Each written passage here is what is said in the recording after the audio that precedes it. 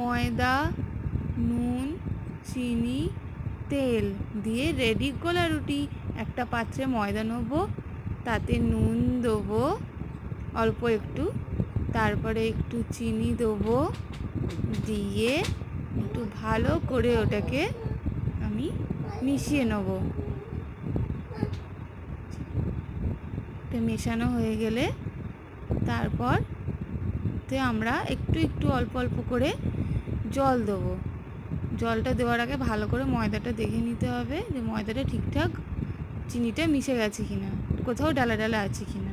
এবার জল দেবো, হালকা হালকা করে জল দিয়ে ওটাকে আমরা একটু ঘন একটা ব্যাটার তৈরি করব। এরকম আস্তে আস্তে হাত দিয়েও করতে পারো তোমরা, বা কোনো কিছু দিয়ে গুলতে পারো। হয়ে গেল, দিয়ে এটাকে গুলতেই থাকবো। গুলে গুলে যখন একটা দেখবো ঘন ব্যাটার তৈরি হয়ে যাবে, আমি হাত দিয়েই গুলছি, তোমরা চাইলে অন্য কিছু দিয়ে ওটা গুলতে পারো।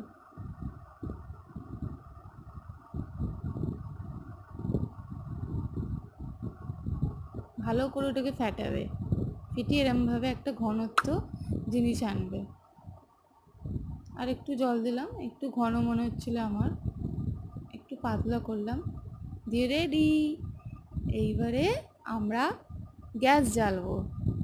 গ্যাসটা জ্বেলে নিয়েছি। এবারে আমি একটা ফ্রাইং প্যান বসিয়ে দিয়েছি, এতে অল্প করে একটুখানি রিফাইন তেল দেবো, একদম সামান্য, বেশি দেবো না, ব্যাস।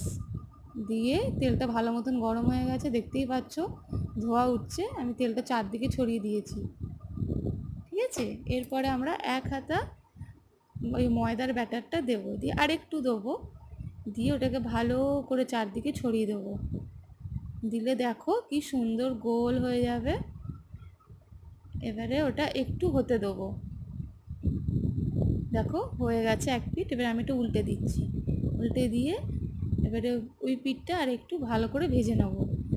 দিয়ে দুটো পিঠ ভাজা হয়ে গেলেই রেডি। দেখো হয়ে গেছে কত সুন্দর। এবার এটাকে আমরা আর একটু এপিট ওপিট করে ভেজে নেব। নাও এবারে রেডি, সহজে একদম 2 মিনিটে রেডি হয়ে যাবে গোলা রুটি। এটা এবার তোমরা সস দিয়েও খেতে পারো, কেউ এমনিও খেতে পারে। আমরা তো সস দিয়ে খুব